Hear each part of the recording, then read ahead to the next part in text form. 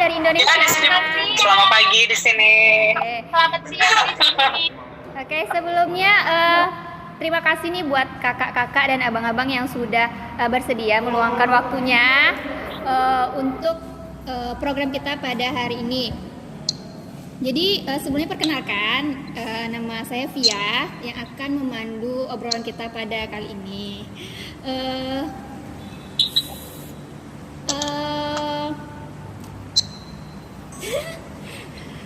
Dengar nggak? Udah pada on nggak? Dengar ya? Dengar ya.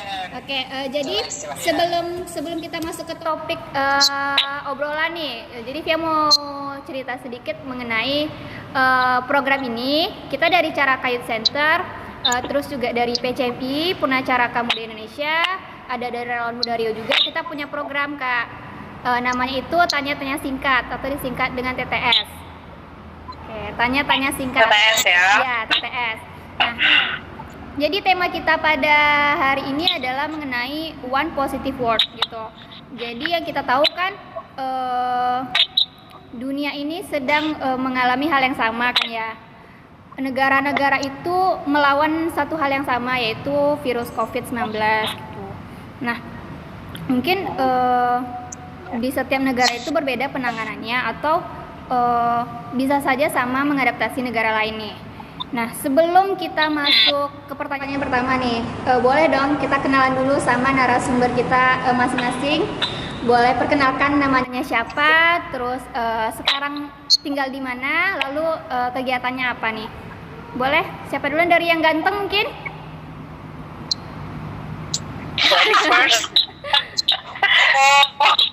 Dari yang paling jauh Kak? Paling jauh Sudan. Ayo bebas, siapa? Oke, dari saya ya. Baik, nama saya Robi Anggriawan. Saya sekarang lagi di United States, Amerika. State-nya itu di Illinois, kotanya di Chicago. Terus kegiatan saya sekarang itu saya mahasiswa Magister Sarjana S2 di Illinois State University. Dan seharusnya Mei nanti itu graduation, wisuda. Jadi sekarang itu harusnya menunggu wisuda saja, tapi karena adanya corona ini ya mungkin akan jadi virtual gitu, virtual commencement. Oke, Right, next. Kita manggilnya Korobi ya, Korobi dari Amerika. Next, oke, kakak yang cantik. Yep, boleh. Selanjutnya siapa? Hah? Bebas. Dari Jepang. Oke, boleh yang kakak dari Jepang. Oh, oke, siap. Nama saya Rahayu. Sekarang stay-nya di site prefecture. Dari sekarang itu kerja sambil kerja juga. Ya. Gimana kak? Putus-putus kak? Boleh diulangi lagi? Iya, same. Oh, oke, diulang ya. Nama aku tuh Umi Fitri Rahayu. Sekarang stay di Jepang. Lebih tepatnya itu di site prefecture. Kegiatan nyambi kerja juga. Oke, lanjut Kak Sela. Kak Seli. Sally. Halo, nama aku Seli Matia Faizi. Sekarang lagi menjalankan program S2 Master di Swedia. Itu jurusan biologi. Sekarang udah tahun akhir, lagi nulis tesis sama kayak Korobi. Ya, nanti cerita tentang tesis dan lain-lain sambil tanya jawab lah. Oke, Di Uppsala ya, Swedia Uppsala University. Uppsala. Oke, berarti Uppsala. Bang Robi yang ada di Amerika, Kak Umi yang ada di Jepang, dan Kak Seli yang ada di Swedia ya. Oke, berarti ketiganya ini melanjutkan studi ya di luar negeri ya. Ya. Nah, mungkin langsung aja sih pertanyaan pertama.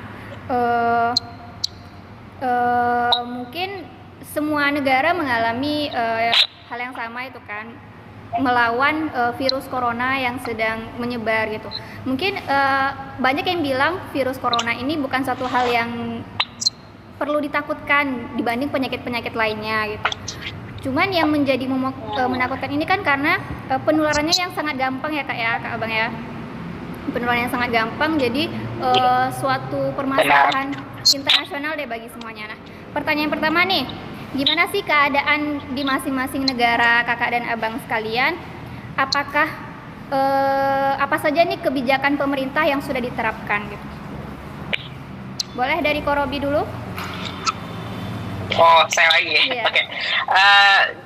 Kalau di Amerika Serikat sekarang itu lagi puncak-puncaknya ya coronavirus sekarang, COVID-19 ini.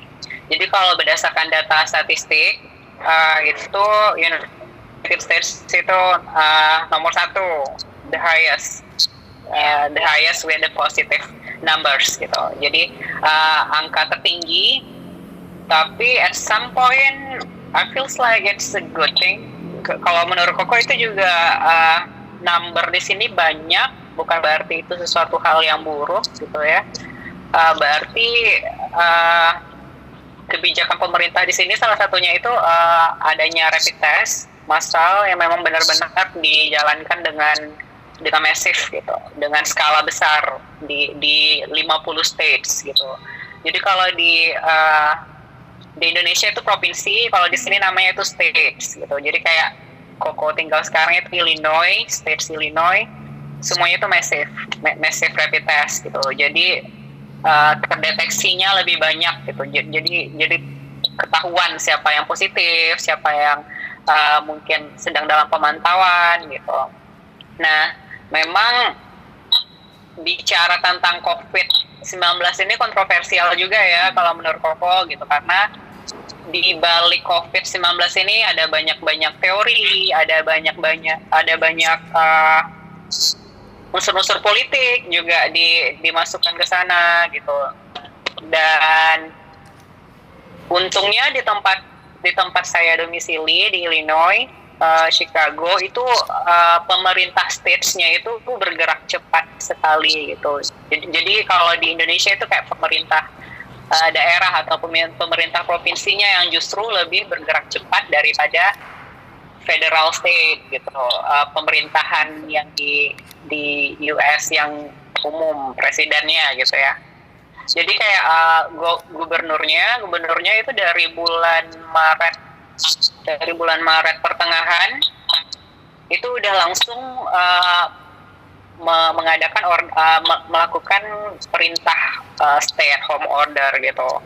Waktu itu Koko ingat masih 5 states.